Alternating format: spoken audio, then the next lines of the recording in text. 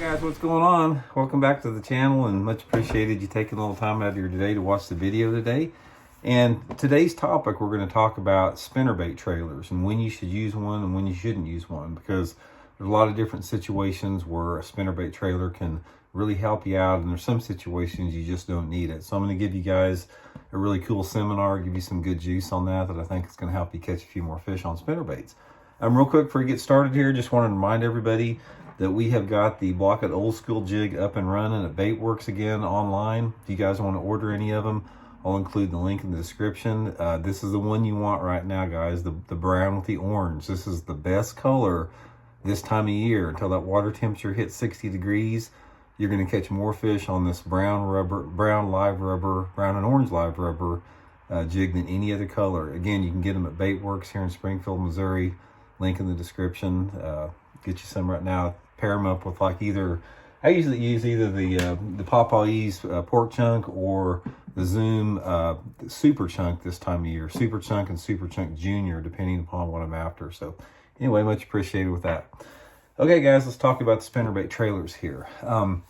Spinnerbait trailers, there's a lot, whether you're using a spinnerbait without a trailer or with a trailer, depends on a lot of different variables. And I'm going to sort of go through just to give you sort of a foundation, because a lot of times it's not a real specific science, but there are some foundations with it. First of all, let's talk about using spinnerbaits without a trailer. Now, here's an example. This is the Megabass SD3 spinnerbait. It's got like part of the skirt. I don't consider this a trailer. This is just part of the skirt. This is a spinnerbait that wouldn't have a trailer on it. The times that I like spinnerbaits without a trailer are the ones where I'm using some type of a translucent shad pattern, and I'm fishing the bait fairly fast, high up in the water column.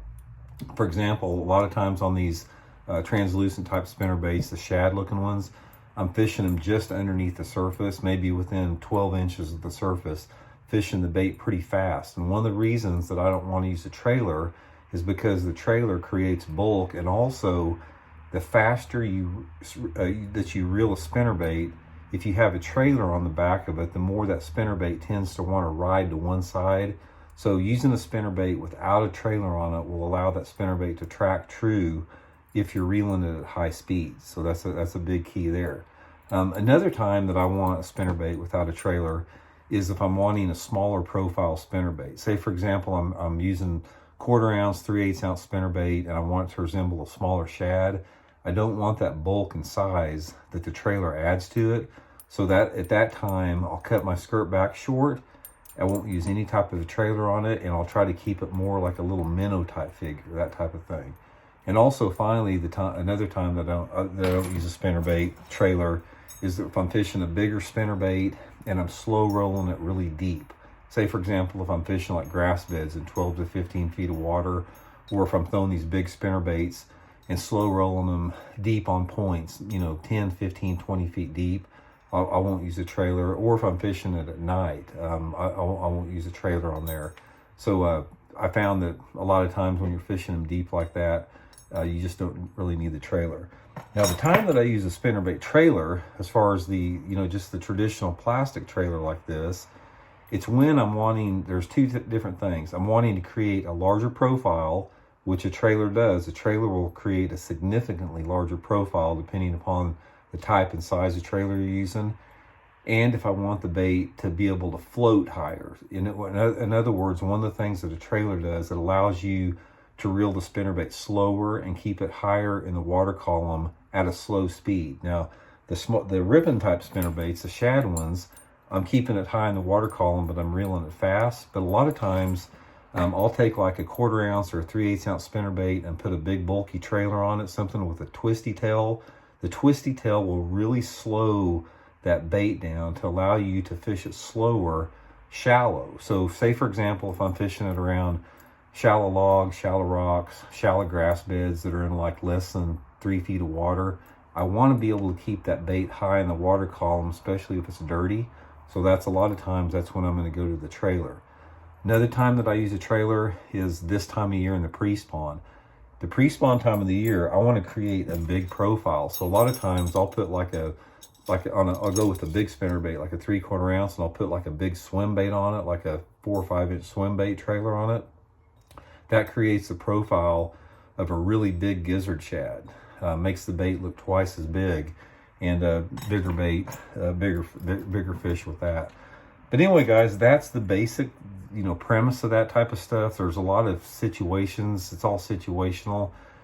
Another situation, I'll give you guys the example for a trailer. If you're fishing dirty water, if you're fishing water visibility that is like less than 12 inches of visibility, 12 to 15, you definitely want to use a trailer. If I'm fishing a lot of like the Oklahoma lakes or some of the lakes, Mississippi River oxbows, some of these places got dirty water in it, I'm always using a trailer. The trailer is going to create more vibration, more water displacement, more bulk. It just gives the bass a little bit bigger target to feed on there. So definitely want to use a trailer in dirtier water. Now the colors, I keep them pretty simple. I'll either use a white trailer, which I use most of the time, or sometimes I'll use a chartreuse trailer if the water's really dirty. And at times I'll use some type of a pearl also, if the water's a little bit more on the clear side.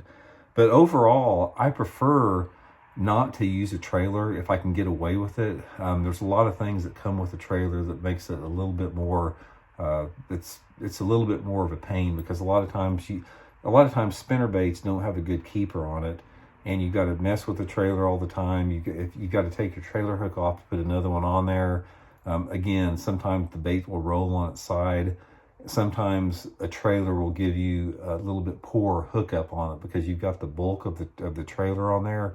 So sometimes you don't hook the fish quite as good with the trailer on it. So a lot of times, guys, it's just experimentation. There's times that you want it, times that you don't. Again, overall, just a good review of the situation. Use a trailer on your spinner baits in dirty water or in the pre-spawn this time of year, and use the spinner baits without a trailer in the clear water when you're fishing the bait faster or you want it to get a lot deeper. So that's sort of the guidelines that I go by. It worked pretty good for me.